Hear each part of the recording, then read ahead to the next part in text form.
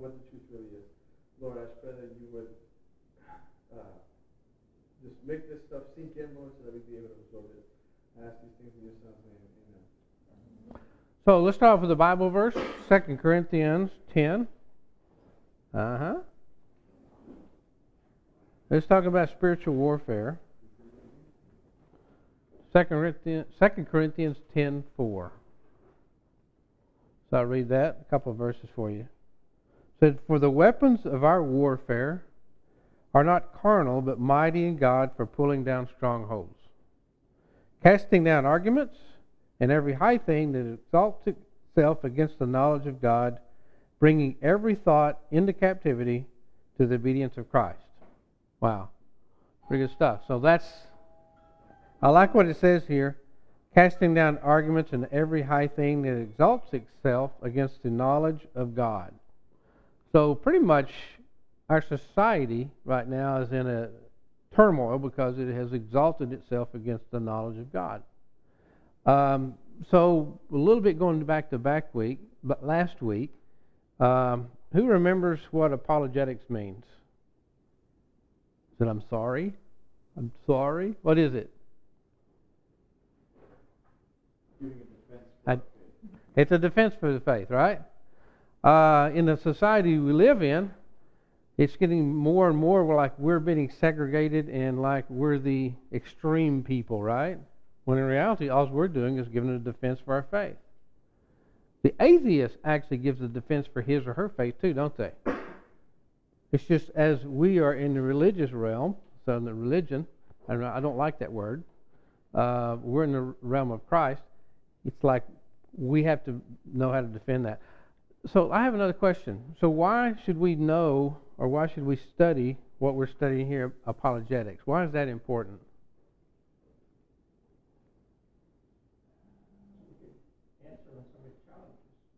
Yeah? What else? To know the truth. All right? So there's a lot of people who think they know a truth, right? And we're going to get into that tonight. Just because you believe something doesn't make it true, does it? So what if you believe the wrong thing about God? What does that do? Yeah. So you have to understand that you have to know what you believe and why you believe, because what you grew up with and you think is true may not be true. So everything we believe and know about God affects everything we do in life. Everything we know about God and understand, either if you don't believe in God, that affects your life, right? So that affects everything you do. So it's important we understand the truth about God. There's a lot of people who think they know things about God, right?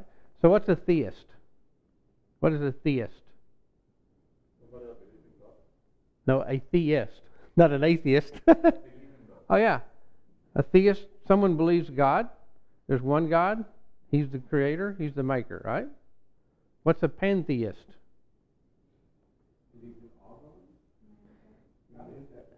Polytheist would be many gods, but pantheist is God is in everything. He's in the rocks. He's in the flowers. He's in the birds. He's in life. He is the force, right? And an atheist is a simple one, right? Doesn't believe there's a God. And there's another one out there called agnostic, and I call them confused because they said, I just don't know, right? So tonight we're going to look at there's two chapters. This is Frank Turek. We're going to watch some of what he does. We're going to stop it. This is from his DVD and his book, I Don't Have Enough Faith to Be an Atheist. Or it takes more faith to be an atheist, right? And what you're going to see tonight is there's more evidence for God than not, which is pretty amazing because if you go to school, it's treated like there's not any evidence for God. But what we're going to find out tonight is we're going to start right at this word right here, truth. And then we're going to go, our next lesson, we're going to talk about God. But why do we have to start talking about truth first? Why do we talk about truth first? Why do we have to define that? Because nowadays truth is relative. Relative, yeah. So you can believe one thing about God, and you can believe one thing about God, and they're both equal, right? It may not have anything to do with truth, but just more about opinion, right? So who is the philosopher that had influenced most of the way we think about truth in our society? This is from chapter 1. Immanuel Kant. And you know what he said? Truth is unknowable pretty much. You can't really know anything until it hits your brain. It goes into your brain, and then you process it, and then that's truth, right? So actually, truth resides within your understanding. So all society, when you get that, you hear everybody say that perception is truth? Perception is reality? That's Kant. And that invades everything we think of in our society. It invades everything. So you're going to hear tonight why that's not true, and yet most people haven't even thought about that. Okay? So let's look at here. We're going to play some of this, and I'll stop probably about 9 minutes into it. So I'm going to have, and this is about, does truth exist? And there's a thing called the Roadrunner tactic. And this is your tactic by which you challenge people. And we're going to have some fun with this, okay? So as we get this thing set up, now, he's going to explain to us what truth is and what's important about that.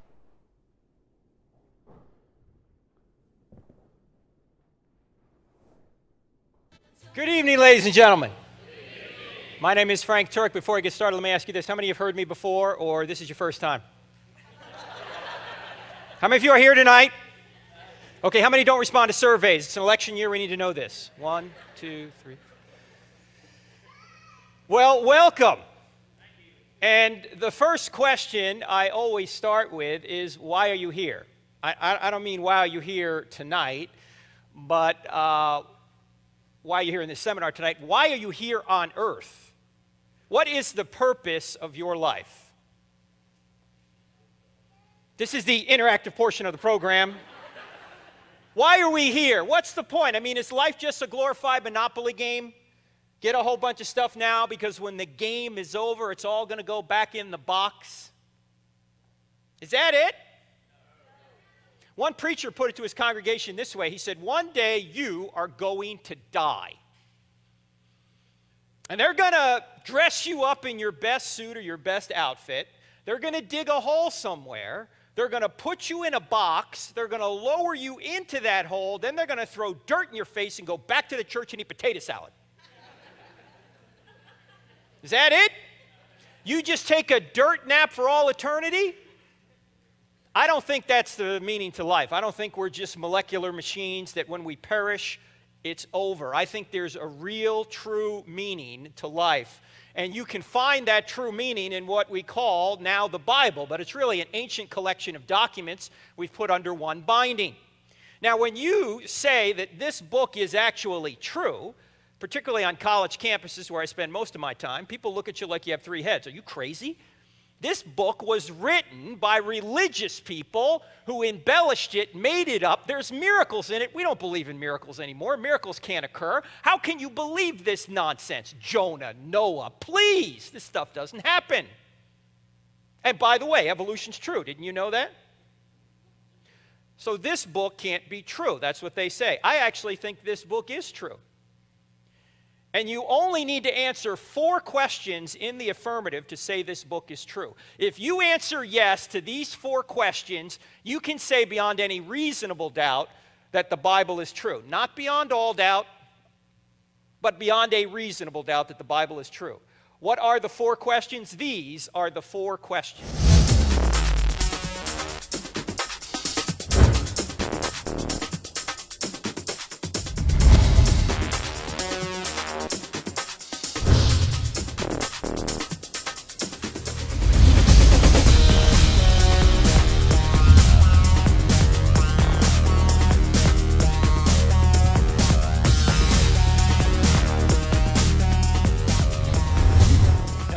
Grooving music, isn't it?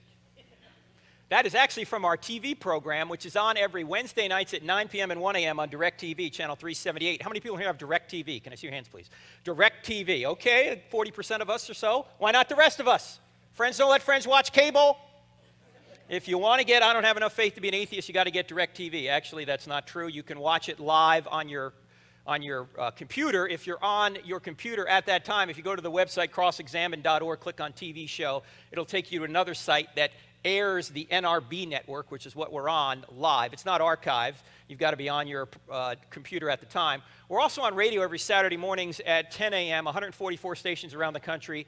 I don't know what they are, but if you go to that website there, you can see where they are. And you can also listen to it live on the internet or in podcast. That one is archived. It is on iTunes. And what we do there is we present evidence for Christianity, and we cross-examine ideas against it. And we're commanded to do this, by the way. What we're going to be doing here tonight is something we call apologetics. Apologetics doesn't mean you're saying you're sorry. It doesn't mean that you're upset about something or you did something wrong. It means to give an answer. 1 Peter 3:15 says, always be ready to give an answer for the hope that you have. And the word that is used there, it actually says give a defense, in Greek means or is apologia or apologia, depending upon how you pronounce it. That word means to give an answer, and that's what we do when we say we're doing apologetics. And so we're going to spend a lot of time together going through the evidence that Christianity is indeed true. Now, why are these the 4 questions? Does truth exist? Does God exist? Are miracles possible? Is the New Testament true? Well, obviously, the Bible can't be true if there is no truth, right? Or if it's just true for you but not for me, or all truth is relative. You've heard these claims before, right? Well, if the Bible's not true, or I should say if there is no truth, the Bible can't be true. Of course, if there is no truth, then any book written by an atheist can't be true either, like The God Delusion by Richard Dawkins. If there's no truth, Dawkins isn't right either. So you can see there's a problem with people who claim there is no truth. This is called relativism or postmodernism, and today we're going to show you that relativism and postmodernism are false. So in a strange way, we're going to answer yes to question 1. In a strange way, we're going to rescue potentially both the Bible and Richard Dawkins as potentially being true, because there is truth out there. Relativism, postmodernism is false. The second question, does God exist? You can't have a word from God if there's no God. If there's no God, throw the Bible away and every other book that talks about God. I hope to show you tonight that there is a spaceless, timeless, immaterial, powerful, moral, personal, intelligent creator out there. Tonight we're going to look at 2 of 3 arguments that will give us that being, that theistic God. And these 2 arguments are scientific arguments. And you'll see that when we get to this section. We're going to show, without using the Bible, that the God, or a God like the God of the Bible, exists, that a theistic God exists. Then we're going to get to the question, are miracles possible? Obviously, if miracles are not possible, the Bible's false.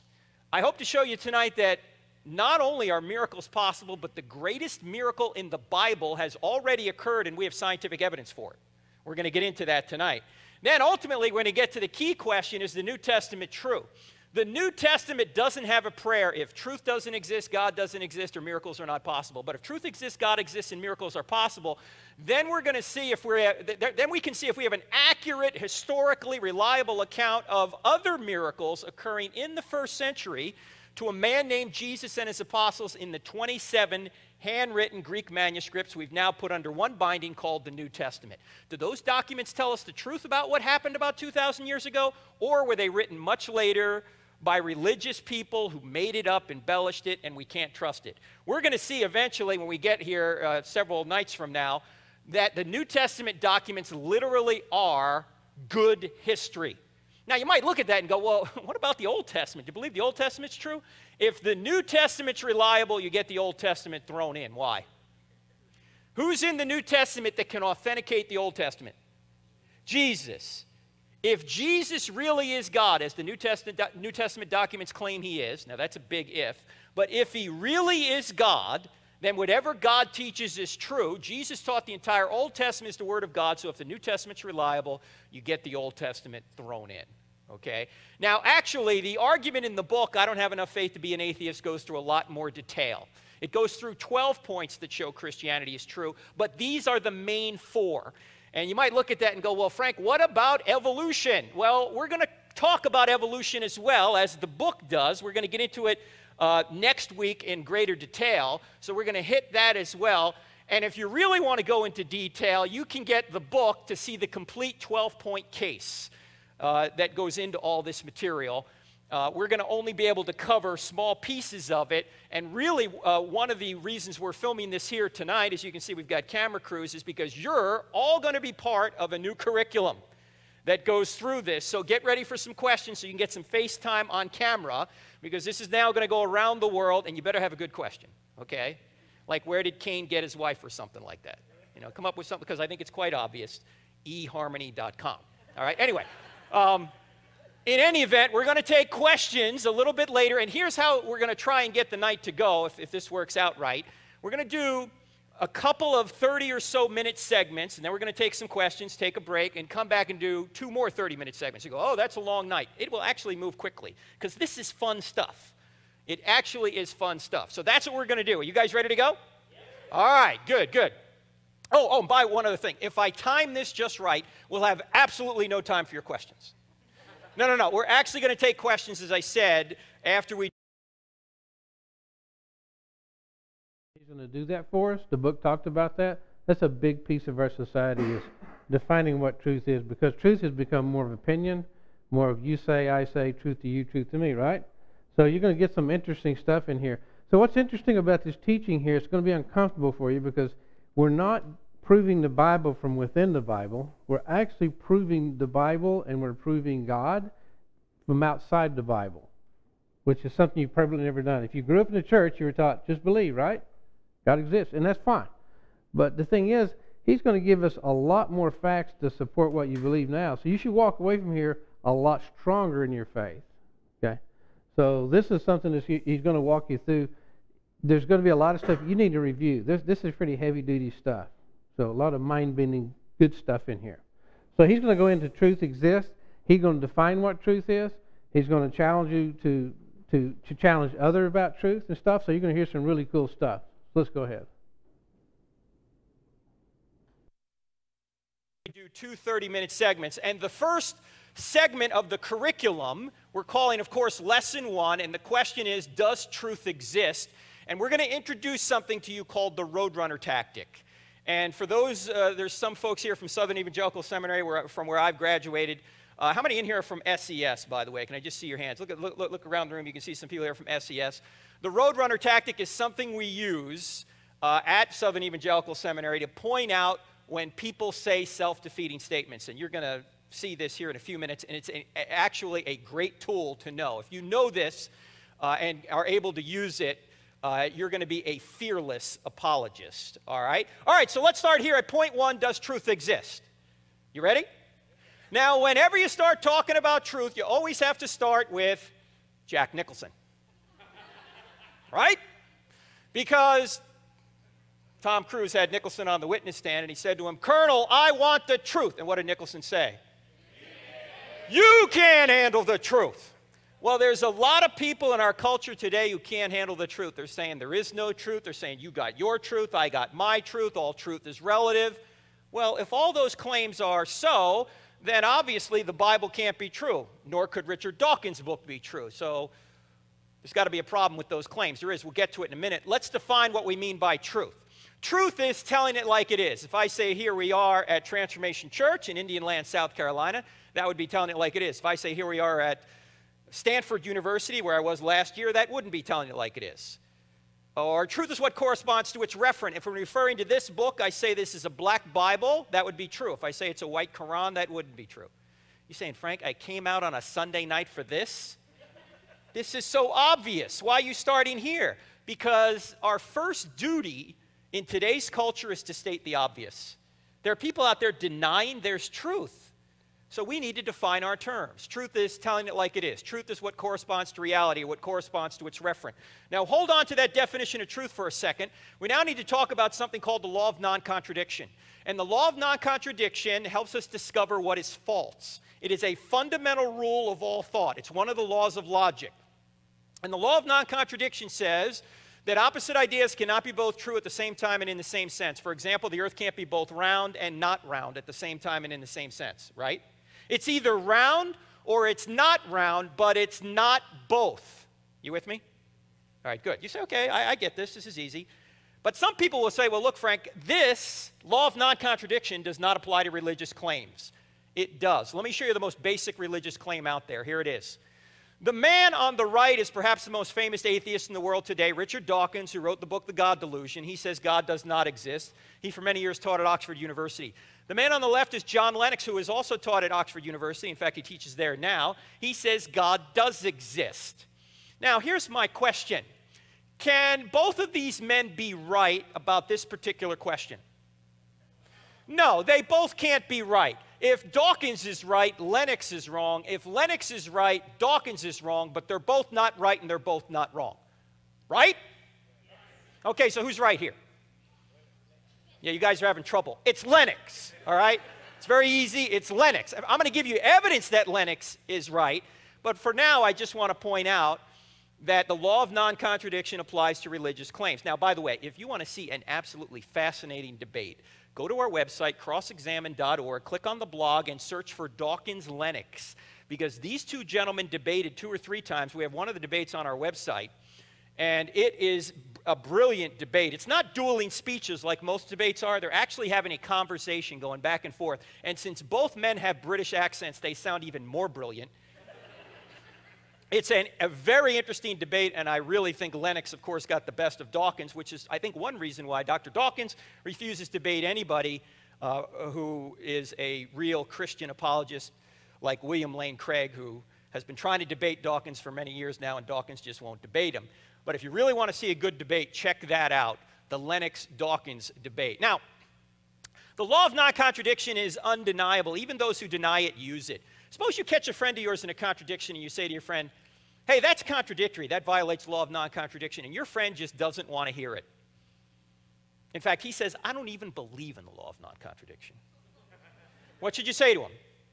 You do believe in it. He's going to say, no, I don't. You say, you do believe in it. He says, no, I don't. You say, you do believe in it. He says, no, I don't. You say, you do believe in it. You're using it right now to contradict me. You see, you can't think of thought without the law of non-contradiction. The law of non-contradiction is to thinking what your eyes are to seeing. You can't see without eyes, and you can't think without the law of non-contradiction. It's just part of the furniture of the universe. It's one of the laws you use to discover everything else. You can't prove it, you just know it. It's a self-evident truth. Now, there was a great Muslim philosopher a number of years ago who had a fantastic way of convincing those who denied the law of non-contradiction that they were wrong. His name was Avicenna. Here's what Avicenna said.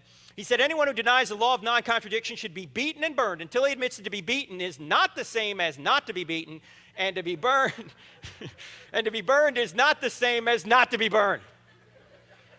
And you can see there's a difference between being beaten and not being beaten. By the way, this is not a Christian tactic. Okay, I just want you guys to know that.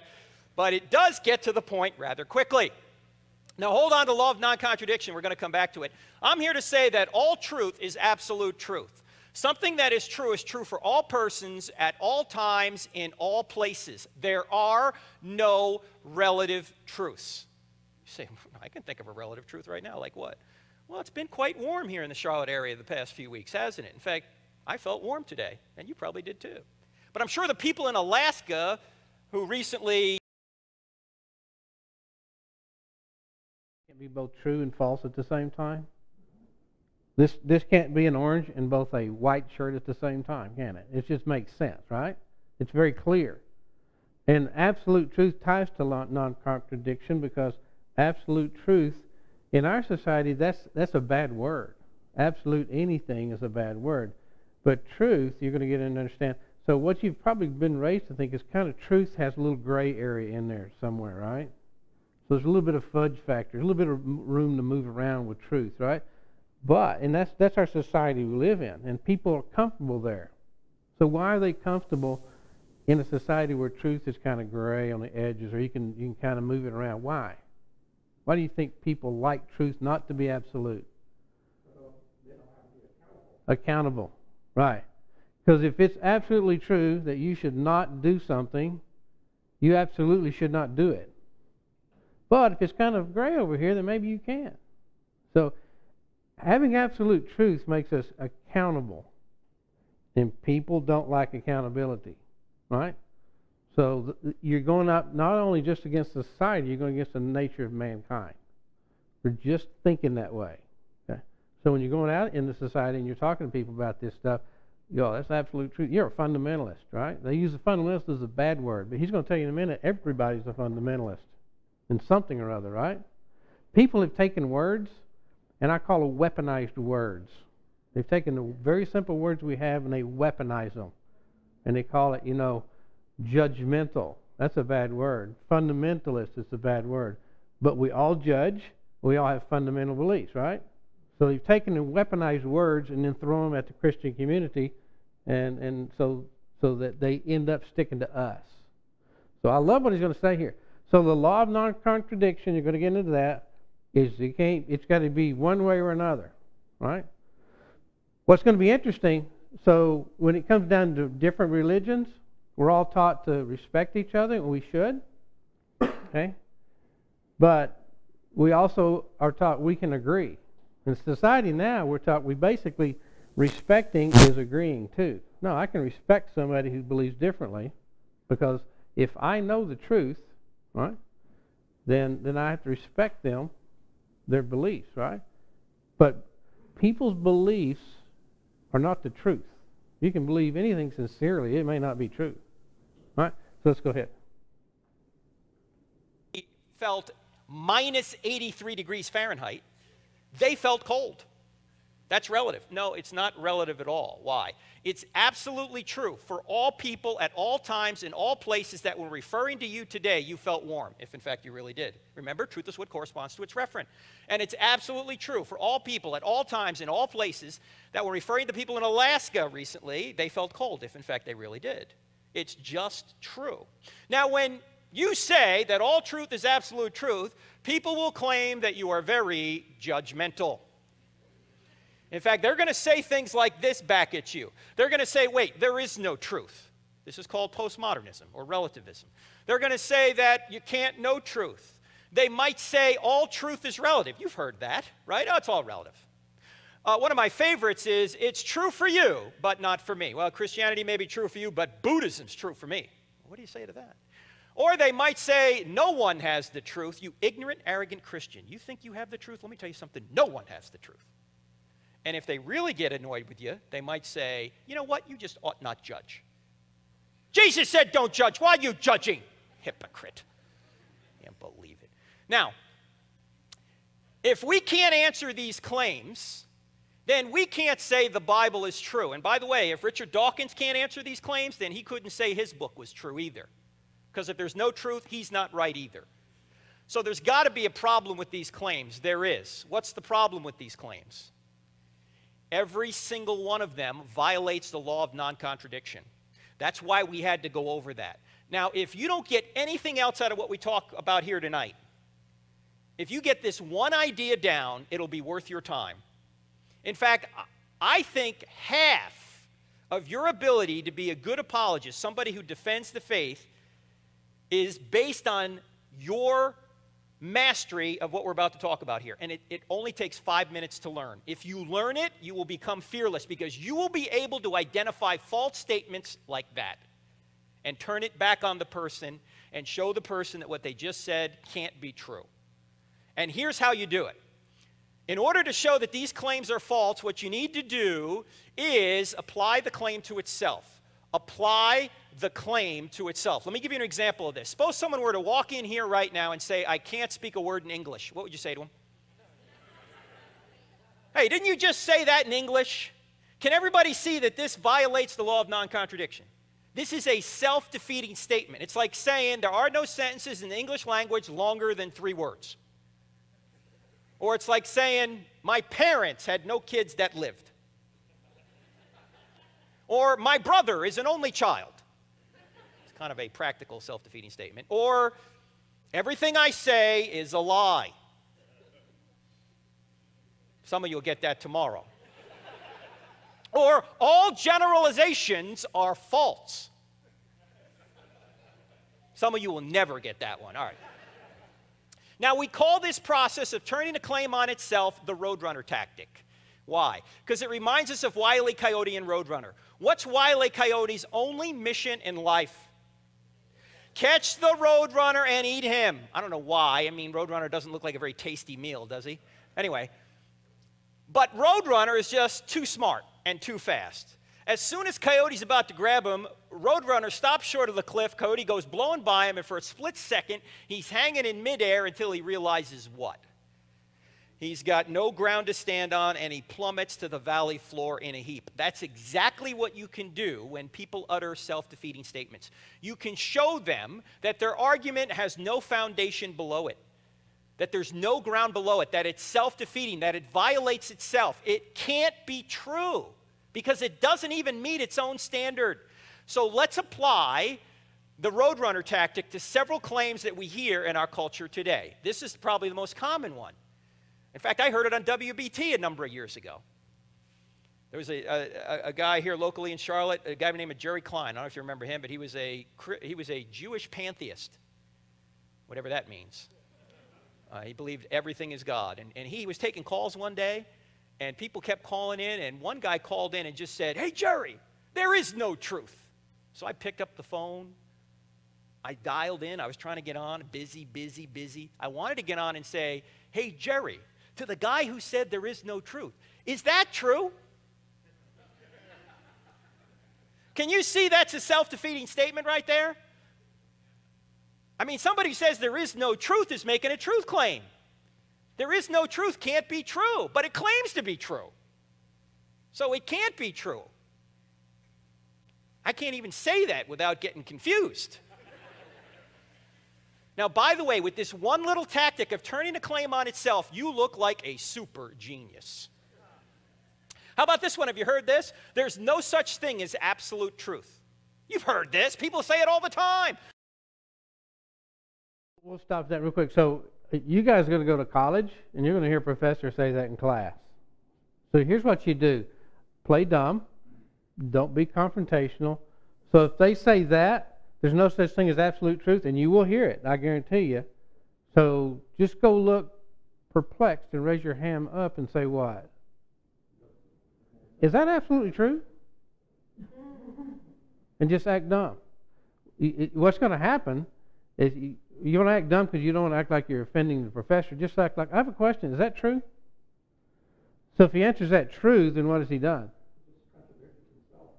Yeah, he's pronounced an absolute here, but he said truth is absolutely, there's no absolute truth.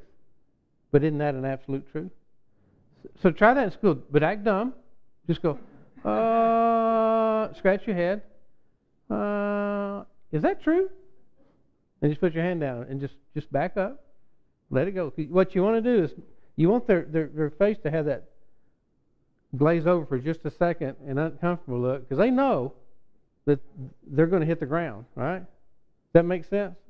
So as you go through here, think of how you're going to use this. There's no such thing as true. Is that true? There's no thing as absolute truth? Really? Is that true? Or is that absolutely true, right? So let's go ahead. Now, if somebody ever says to you there's no such thing as absolute truth, what do you need to do? Turn the claim on itself. What question should you ask them? Yes, is that absolutely true, or are you absolutely sure? You see, because that is an absolute truth claim right there. Once again, you look like a super genius. How about this one? This is my favorite. It's true for you, but not for me. Well, Christianity is true for you, but Buddhism is true for me. What do you say to that? It's true for you, but not for me. You guys are having trouble with this one, so let me call in your pastor. He would know how to handle this, okay? Derwin would know, Pastor Derwin would know how to handle this. What would Derwin say? He would say to somebody who says it's true for you but not for me, he'd say, "Hey, is that true for everybody? Is true for you but not for me true for everybody? Because if true for you but not for me is true for everybody, then true for you but not for me can't be true because it's true for everybody." Did I say that right? I know that can give you intellect.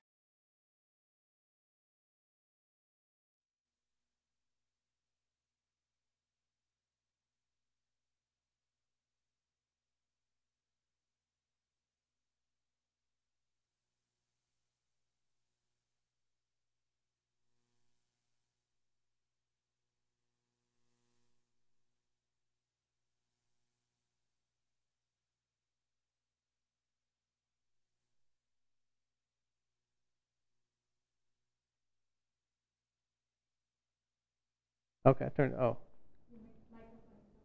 Oh, okay. So is that am I on now? Thank you very much. So is that absolutely true? Is that true for everybody? So follow this along. Think about how you're going to use it in real life, okay? Go ahead. Actual constipation if you think about it long enough. But that's because it's self-defeating. It violates itself. It can't be true. Actually, there's a more fun way of dealing with this. If somebody says it's true for you but not for me, say, sure, go try that with your bank teller. Yeah, go to your bank teller one day and say, you know, the economy's down, I need some extra money. Give me $100,000 out of my account. Bank teller looks at your account and says, I'm sorry, I only have $12.16 in your account. It's very easy to get the money. You simply look back out at the teller and you go, that's true for you but not for me. Give me the 100 grand.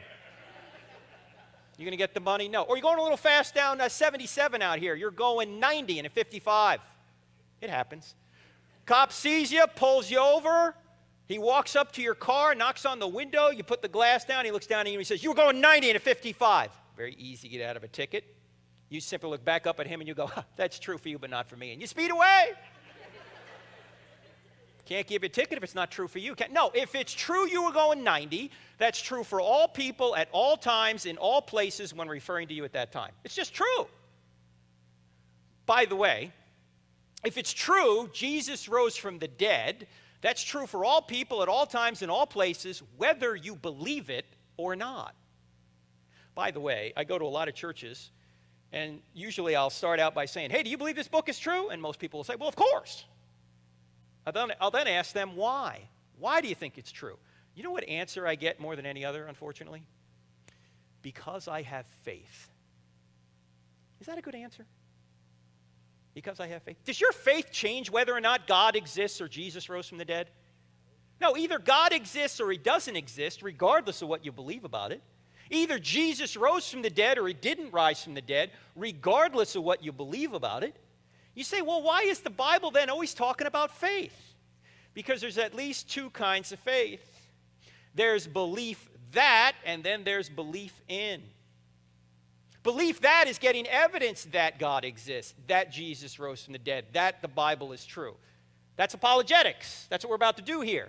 But all the belief that in the world won't get you saved, according to Christian theology, because you haven't believed in. You see, James, the half-brother of Jesus, who wrote the book of James, says even the demons believe that God exists, but they tremble. They don't put their trust in Christ. They know intellectually better than we do that God exists, but they don't trust in him. In order to be saved, you've got to trust in. Why? Because God is not going to force any person into heaven again. Am I on? I get mixed up. Am I on? Okay. So this is a big thing. Believe that and believe in. Y'all understand what he's saying? I want to make sure you understand that. So you can believe that something, you can believe that an airplane can fly, right? But belief in the plane would be what? What if you believe in it? What if you believe in it? Let me get this. You get in the plane. Right. So you can believe that all day long. What are you saying? You can be in church your whole life and you can believe that. That's going to Sunday school, right? You can believe that. But do you have to believe in means you actually surrender your life and say, I'm yours. I'm going to let you come inside and live here now, not me. And I want you to control my life. So what he's saying is believe that versus belief in is an interesting thing. So he's going to get down to that in a minute because a lot of people may believe that God exists. So that's a great question. So he asked in a minute, said, if I could absolutely prove to you that God exists, would you believe in him? Would you give your life to him? People may absolutely believe he exists, but they may not trust him, right? Why is that? Why would somebody believe that God exists, even though you prove it, but doesn't put their faith in him? Why would they do that? It's will. It's your will. You don't want to. You want to live your own life. You want to go party. You want to have fun. You want to live life the way you want to, right? Believe in, putting your trust in him means, no, I'm going to actually live the life you've given me. This is a huge part. Let's go. Against his or her will. If you don't want God now, you're not going to want him in eternity. So it's not just intellectual assent, it's also volitional, putting your trust in. When I first met my wife 27 years ago, I got evidence that she would be a good wife. But all the evidence in the world didn't make her my wife. I then had to take a step of trust in her and ask her to be my wife. And in a momentary lapse of judgment, she said yes. So here we are. Remember, you don't have to believe something to make it true. I mean, do you have to believe in gravity to stay on the ground? The people who don't believe in gravity float away. Hey, look, there's another one. Hey, if you believe, you'll come back. No, that's not the way it works. It's either true or not, regardless of what you believe in it or believe about it. Now, why is the Bible always talking about faith? Because most of the time the Bible's talking about faith, it's talking about belief in. It's not talking about belief that. It assumes you're going to get evidence that it's true. Several times it tells you to do that, but most of the times it says trust in, trust in, trust in. A better word is trust in our culture, not faith. Trust in. And so we're going to be talking a lot about belief that, but it won't get you anywhere unless you believe in. How about this? You hear this a lot. There's no truth in anything but science. Richard Dawkins gets very close to saying this. There's no truth in anything but science. So we get all our truth from science. Now let's use the roadrunner tactic here. Let's apply the claim to itself. If someone were to say this to you, what would you say to them? Exactly. Is that a scientific truth? Can you go in the laboratory and prove that? No, you can't go in the laboratory and prove that. That's a philosophical claim. And you can't do science without philosophy. Science is built on philosophy. In fact, we're going to see this a little bit later. Unfortunately, according to Einstein himself, he said the man of science is a poor philosopher. Philosophy undergirds everything we do. When you get a PhD, what does the PH stand for? Philosophy, philosophy of physics, philosophy of biology, whatever it is. You know, all data needs to be interpreted. When scientists look at a biological entity, it doesn't say made by Yahweh on there.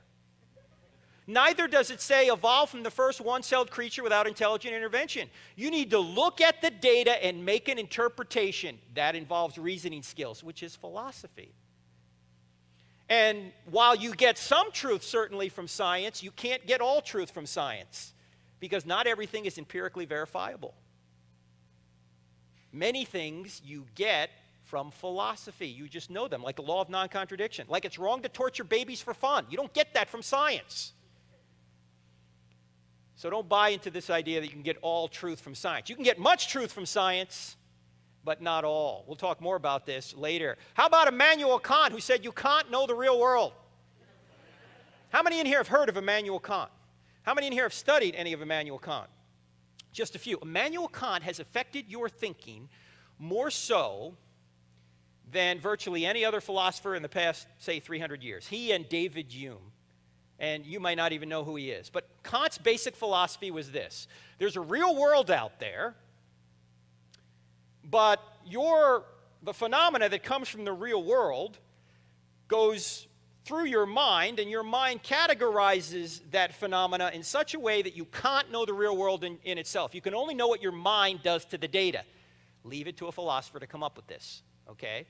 So he said you can't know the real world. You can only know what your mind does to the data that comes from the real world. Now, if you wanted to point out that Kant was wrong, what question would you ask him? Yeah, you'd simply ask that. Well, then how could you know that about the real world? How come Kant says we can't know about the real world, but he can? See? See, he is making a truth claim about the real world. How does he know this? His own theory defeats itself. It's self-defeating. It violates the law of non-contradiction. It's like saying I can't speak a word in English. Now you say, oh, Frank, what's the big deal about Kant? Why are you spending time on Kant here? Because just about everything you hear in the culture is based on that premise right there, that you can't know the real world. That you can only know scientific things, and everything that you think about religion is just a matter of faith. It's not really fact. Everything you think about morality, just a matter of faith. It's not really fact. It's all personal opinion. There's really no truth to it. It all comes. This is some pretty heavy stuff, right?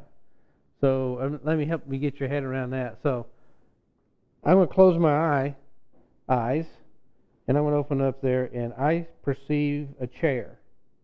And it's only a chair because of what I know in my mind it to be. Okay? It could actually be a dog to someone else, if I say walked up.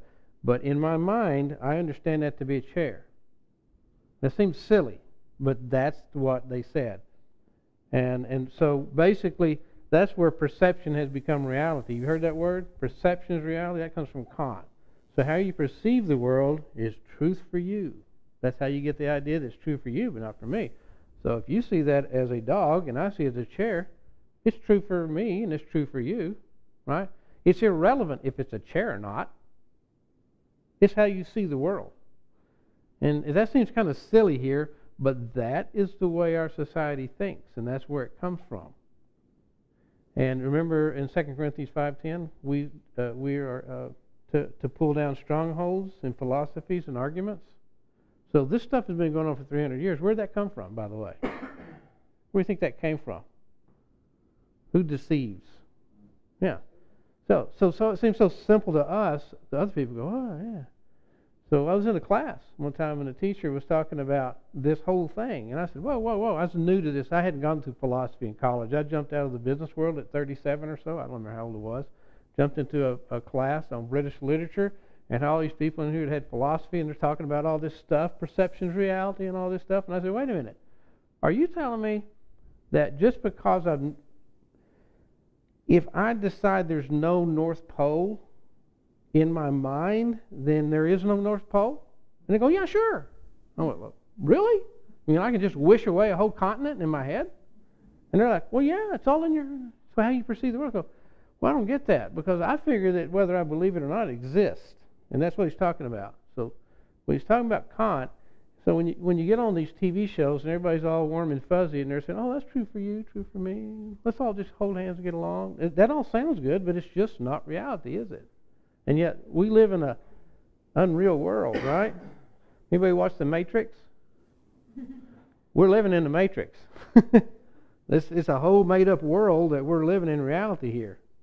And as we're walking through it, people are looking at stuff and going, oh, so it sounds weird, but that's what he's talking about. Okay? Comes from right here. And if you can't understand Kant, you can't understand what's going on in our culture right now. How about this? The skeptical claim, you should doubt everything. What would you say to somebody who says you should doubt everything? Hey, should I doubt that? You see, why are skeptics skeptical of everything but skepticism? You notice that? They don't doubt skepticism. They're sure about that. By the way, how many people in here have doubts? I don't care whether you're a Christian or an atheist or somewhere in between. Raise your hand. Come on, everyone has doubts. In fact, I have doubts. I wrote a book called I Don't Have Enough Faith to Be an Atheist, and some days I wake up and I go, I don't even know if it's true. You ever do that? Sure you do. A friend of mine who does a lot of seminars like this says, before my first cup of coffee in the morning, I'm an atheist. Everybody has doubts. I have doubts. Everyone has doubts. But you know what? When I start thinking about my doubts, I realize that my doubts are more emotional. They're not intellectual.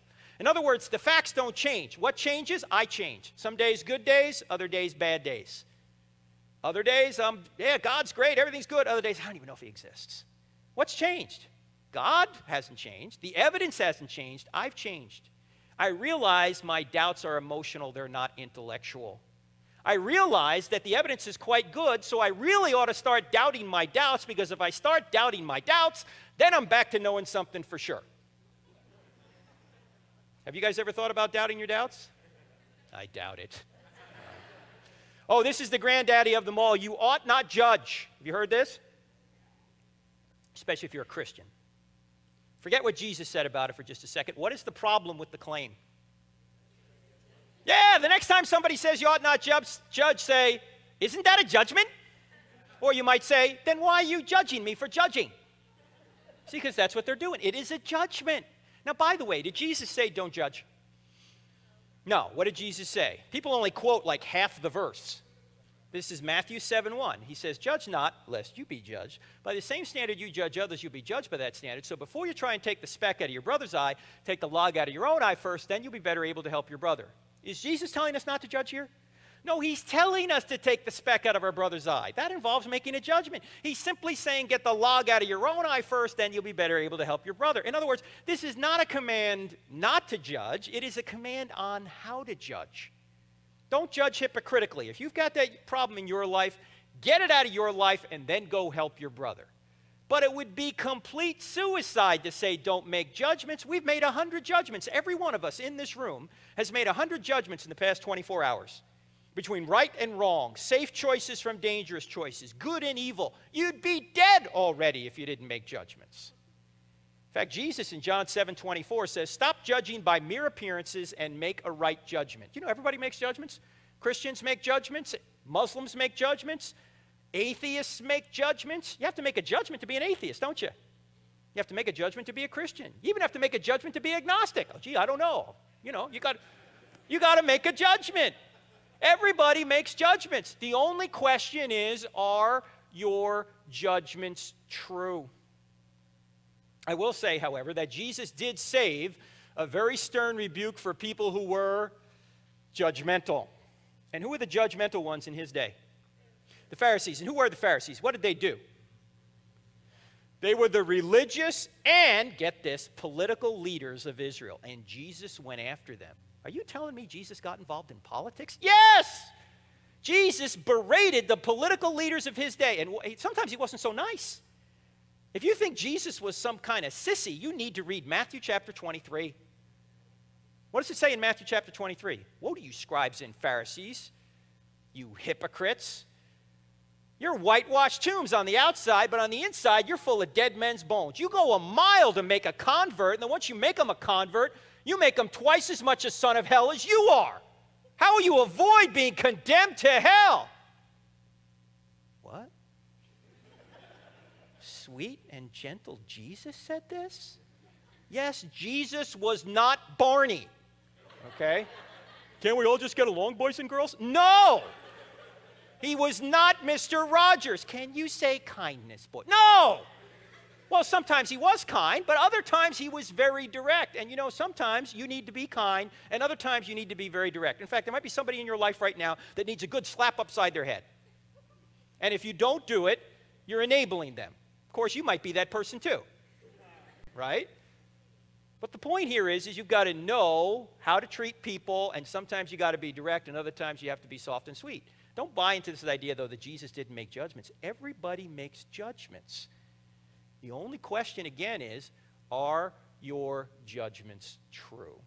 Now, there's many more of these self-defeating claims that we could go through in our culture today, but we don't have time. We've got to move on to the next segment. But I do want to point out that this roadrunner tactic, the process of turning a claim on itself to point out that the claim is false, reminds me of a lie detector.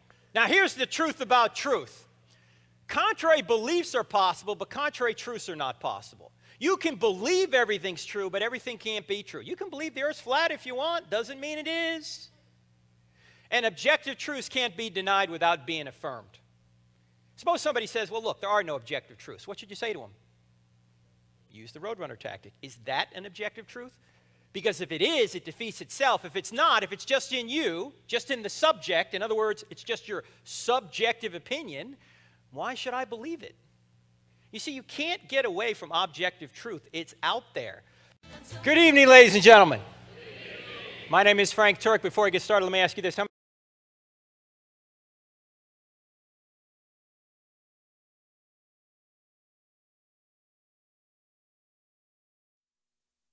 So, pretty good stuff? What'd you learn?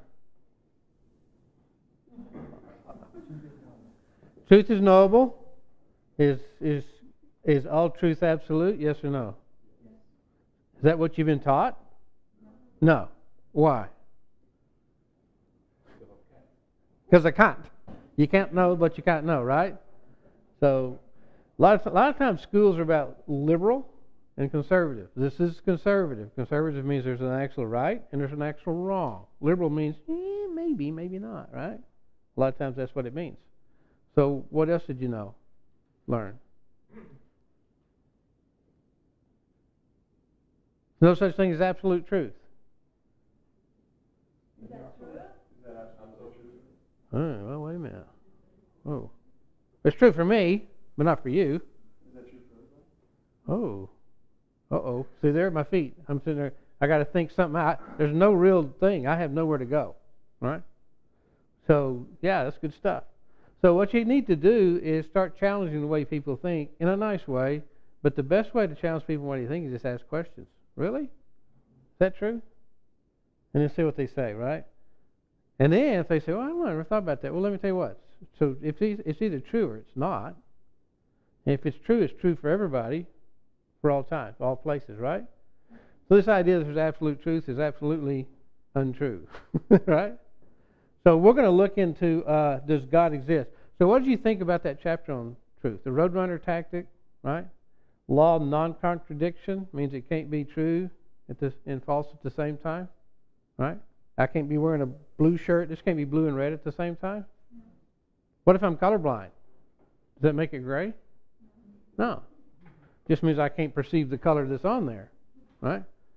True for me, but still, is that true? That may be true for me, but it's not true for everybody, everywhere, at all times, right? So that's what he's talking about, true. Law of non-contradiction, right? One of my favorite ones, the law of non-contradiction, somebody jumps up and says they pull out the big controversial homosexual question or the abortion question, or they say, so that's a big trap, by the way, in our society. Is that true? Is that a sin, right? So instead of answering that question, say, well, is there anything wrong with anything? Think about that. Is there anything wrong with anything? Because if there's something, we'll learn this in a minute. This is the philosophical argument for God. If there's at least one thing wrong that we all agree upon, then that must have come from somewhere. That moral didn't come from you or me. Since we share it, it came from God. So if you can prove that it's one moral truth that's true for everybody, then it actually becomes a moral truth like absolute truth, and it came from somewhere else other than us, right? So there's two basic. Well, we'll get into the arguments for God here in a minute, and he's going to talk about there's two scientific arguments for God that are very, very, very verifiable. No, we're doing lesson 1 and 2. That's what this one is, right? Does God exist? Well, we'll get into that chapter 3 then. Okay. I might have got ahead of myself. So we're going to talk about does God exist next. Do we want to take a break now, or do we want to keep going? Yeah. Okay, we're going to take a break. So this will be our intermission, and so we're going to take a break, and we're going to go back, and we're going to find out, does God exist?